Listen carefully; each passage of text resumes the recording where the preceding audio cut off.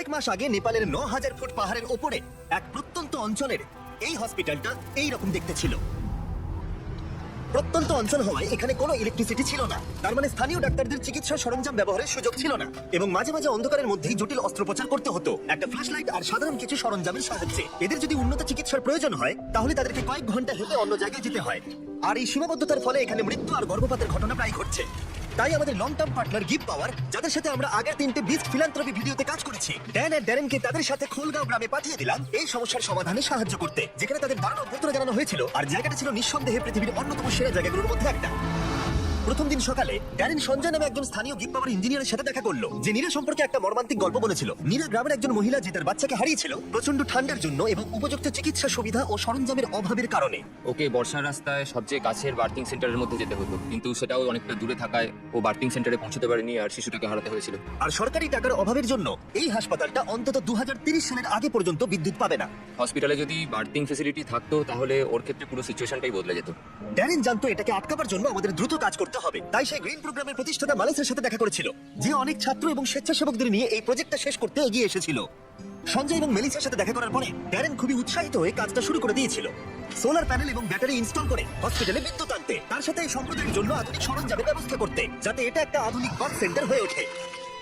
ঠিক আছে, আমরা প্রথম দিনের জন্য প্রস্তুত। 3, 2, 1 টিমের সবাই এই কাজটার জন্য খুবই এক্সাইটেড ছিল। নিচের দিকটা ঘুরতে হবে। দারুণ! প্রথম দিনের শেষে টিম খোলাখুলি এবং সমস্ত ওয়্যারিং শেষ করে ফেললো, কিন্তু কনস্ট্রাকশন শুরু হওয়ার কিছুক্ষণ পরেই ড্যানের শরীরটা খারাপ করলো। আমি খুব অসুস্থ হয়ে পড়েছি, আমাকে চেক আউটের জন্য তাড়াতাড়ি স্থানীয় কোনো ডাক্তারের কাছে যেতে হবে। তার মানে এখন সে নিজেই বুঝতে পারল যে এইরকম প্রত্যন্ত গ্রামে চিকিৎসা করানো কতটা কঠিন হতে পারে। যেমনটা তোমরা দেখতে পাচ্ছ, এখানে সবকিছুই বন্ধ রয়েছে, আর কঠিন বাস্তব এটাই, যদি তুমি এখানে কোনো গ্রামে অসুস্থ হয়ে পড়ো তাহলে কাছাকাছির বড় ফেসিলিটি পেতে তোমায় প্রায় 7 ঘন্টার একটা বড় জার্নি করতে হবে। সৌভাগ্যবশত সেখানে একজন নার্স ছিল যে তার চিকিৎসা করেছিল। ইনি হলেন করুণা, একজন নার্স, এখানকার লোকাল টাউন খোলাগাঁওয়ের মধ্যে থাকেন। ইনি আমাকে সাহায্য করতে এসেছেন। কিন্তু সেখানে কোনো বিদ্যুৎ না থাকায় শুধুমাত্র প্রাথমিক চিকিৎসাই সম্ভব হয়েছিল।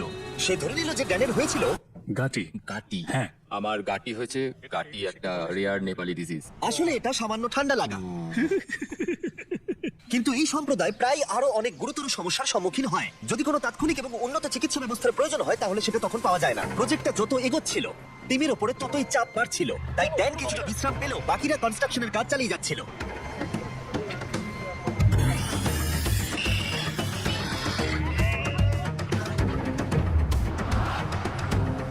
যেহেতু এখন সাপোর্টিং স্ট্রাকচার তৈরি হয়ে গেছিল, তাই আমরা সোলার প্যানেল ইনস্টল করতে শুরু করলাম।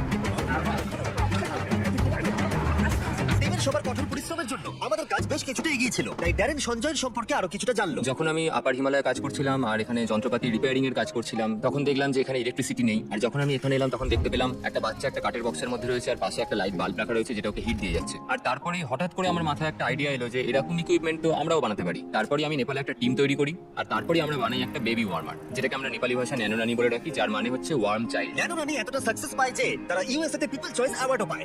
আমার কাছে এটা একটা স্বপ্ন পূরণ, কারণ আমার লক্ষ্যই ছিল এই ধরনের একটা ওয়ার্মার তৈরি করা এবং মানুষকে এই ব্যাপারে আরো সচেতন করা, বিশেষ করে এরকম প্রত্যন্ত গ্রামে যেখানে কোনো রকম আধুনিক ফেসিলিটি নেই। জীবন বাঁচানোর ক্ষেত্রে সাধারণ চিকিৎসা সরঞ্জামের গুরুত্ব বুঝতে পেরে ড্যারেন সিদ্ধান্ত নেয় সঞ্জয়কে আরো 10টা বেবি ওয়ার্মার কিনে চমকে দেবে, যাতে সে অন্য সম্প্রদায়কে এর সুবিধাগুলো দিতে পারে। সঞ্জয়, আমি আপনার কাছ থেকে আরো 10টি বেবি ওয়ার্মার কিনতে চাই, আর আপনাকে হাসপাতাল বা সম্প্রদায়ের যা কিছু প্রয়োজন তা দিয়ে দিতে চাই। Thank you very much Darren, এটা আমার আর আমার টিমের জন্য অনেক বড় পাওনা। আমি সত্যি বিশ্বাস করতে পারছি না। আর মাত্র একটা দিন বাকি, আমরা কনস্ট্রাকশন শেষ করার খুব কাছাকাছি ছিলাম, আর পুরো টিম লাস্ট সোলার প্যানেলটা সাইন করলো। হ্যাঁ, ঠিক আছে। আর লাস্ট সোলার প্যানেলটা ড্যারেনই লাগালো। আমরা একসাথে একটা বিদ্যুৎবিহীন ভাঙা বিল্ডিংকে একটি সম্পূর্ণ চালু হাসপাতালে পরিণত করেছি, যা এই সম্প্রদায়ের 16,000-এরও বেশি মানুষকে পরিষেবা দেবে। আমি সত্যি অনেক কৃতজ্ঞ যে আমরা এখানে আসতে পেরেছি আর এদেরকে একটা উপহার দিতে পেরেছি, যা আগামী প্রজন্মের কাছে, এই মানুষজনদের কাছে একটা অর্থবহ প্রাপ্তি হয়ে থাকবে। এখন রাত ঘনিয়ে আসছে আর এদেরকে অবাক করার সময় এগিয়ে আসছে, তাই আমি আর অপেক্ষা করতে পারছি না। প্রথমবারের মতো আলো জ্বালানোর সাক্ষী হতে পুরো গ্রাম হাসপাতালে এসেছিল। তোমরা কি তৈরি?